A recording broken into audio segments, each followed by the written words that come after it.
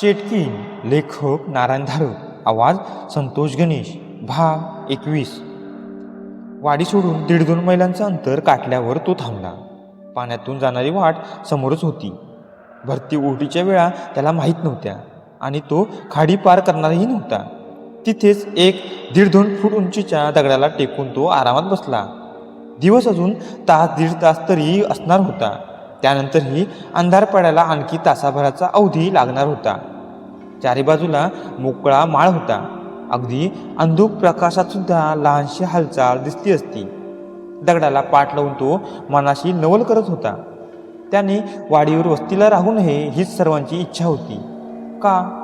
त्या दुसऱ्या घराचा उल्लेख आला की सगळे चाचरत होते, तत पप करीत होते. का?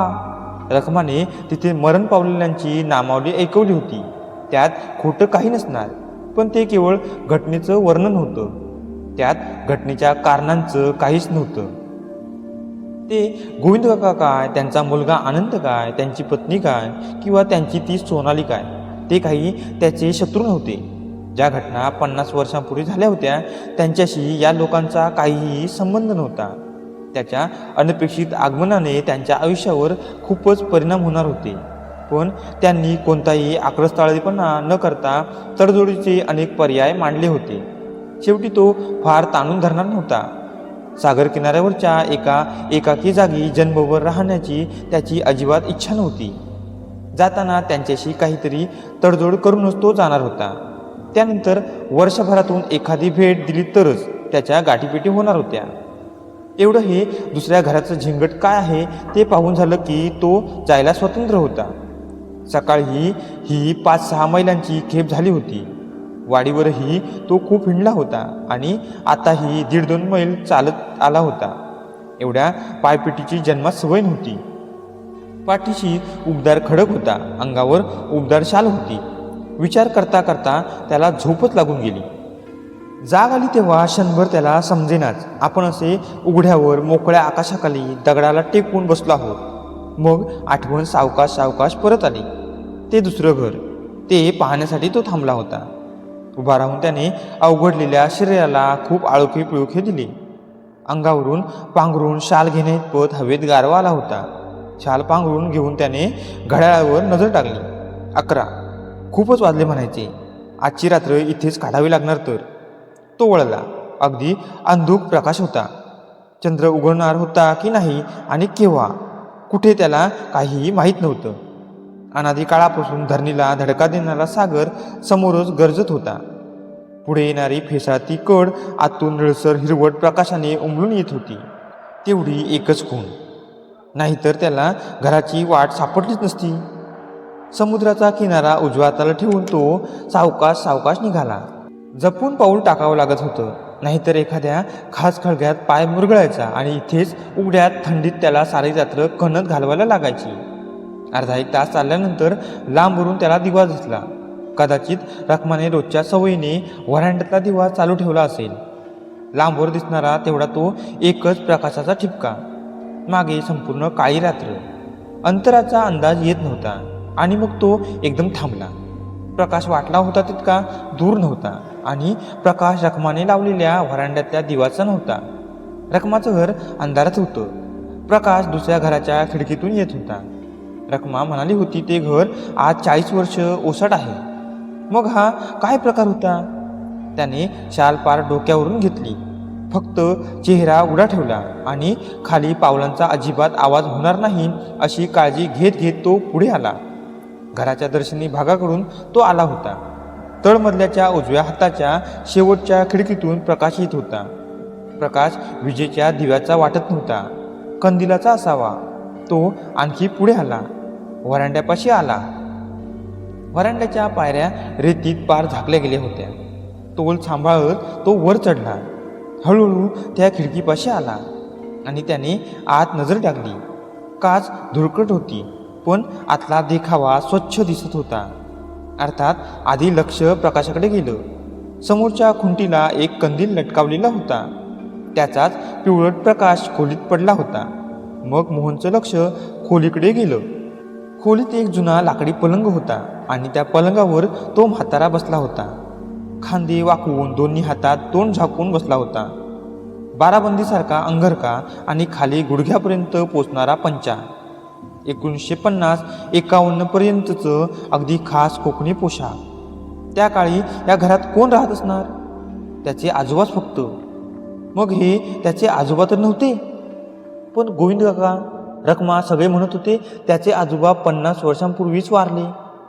इथे काहीतरी गोंधळ होता खास. त्यासाठीच का दुसऱ्या घराचा उल्लेख होताच हे सारे असे गडबडून जात होते? इथे एखादं कृष्णकृत्य तर घडलेलं नाही ना? का आजीने घर सोडल्यापासून त्यांनी आजोबांना असंच या घरात डांबून ठेवलं आहे? कशासाठी? इस्टेटीसाठी? माणसं इतकी खालच्या पातळीपर्यंत जाऊ शकतात? आता मिनिटाभरातच साड्याचा उलगडा होईल. त्याने नखाने खिडकीच्या तावदानावर टकटक आवाज केला. त्या वृद्धाने नुसतीच मान हलवली. हातही काढली नाही, चेहराही वर केला नाही. या मुकनाट्यात काही अर्थ नव्हता. मोहन शेजारच्या दारापाशी गेला. घराला बाहेरून कुलूप लावलेलं होतं. कुलूप. त्याने हाताने कुलूप चाचपून पाहिलं. खारट पाण्याने कुलूप इतकं गंजलं होतं की नुसता हात लावताच गंजाच्या खपल्या पडत होत्या. कुलपाला जरा जोराचा हिसका देताच सगळं कुलूपच हातात आलं. त्याने ते पायापासच्या रेतीत फेकून दिलं. कडी कोंडाही गंजाने जाम झाला होता. कोंडा वर खाली करताना कुई कुई आवाज होत होता. त्याचं लक्ष हातातल्या कामावर होतं. कोंड्याचा आवाज होताच म्हाताऱ्याची मान वर आली होती. मोहनने त्या क्षणी खिडकीतून आत पाहिलं असतं तर तो किंचाळत त्या घरापासून दूर दूर पळत गेला असता. पण त्याचं लक्ष तसूतसूने मागे सरकणाऱ्या कडीवर होतं. शेवटी खट आवाज होऊन कडी पुरती बाहेर आली आणि तो दारावर रेललेला असल्याने दार एकदम आत ढकललं गेलं.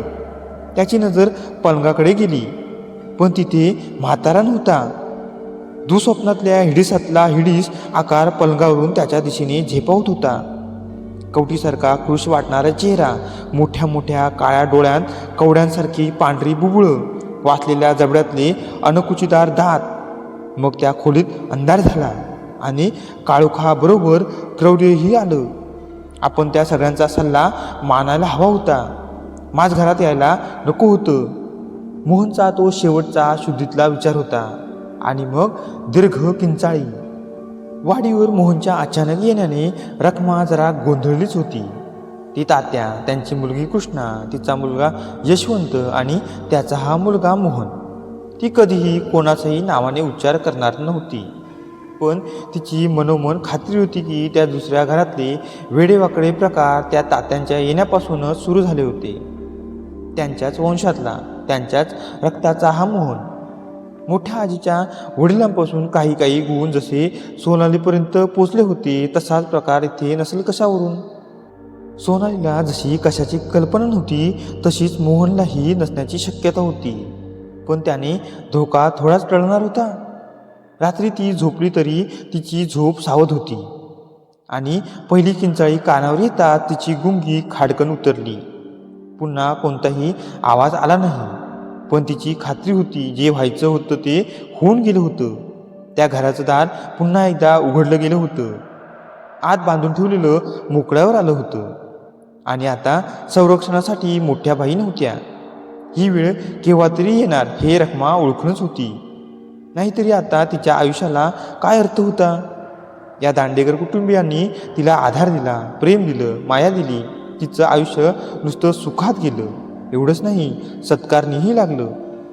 आता जे काही होणार असेल त्याला ती तयार होती. ती बाहेर व्हरांड्यात येऊन उभी राहिली.